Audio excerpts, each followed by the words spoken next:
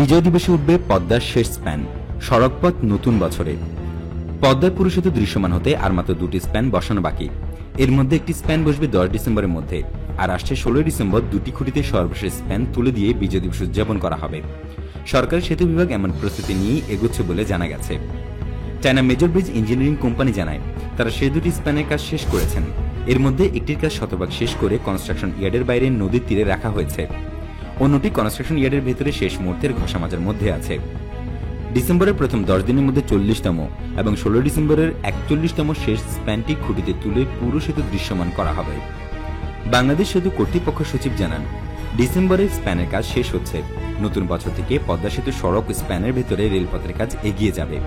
2021 সালেই চালু হবে পদ্মা সেতু।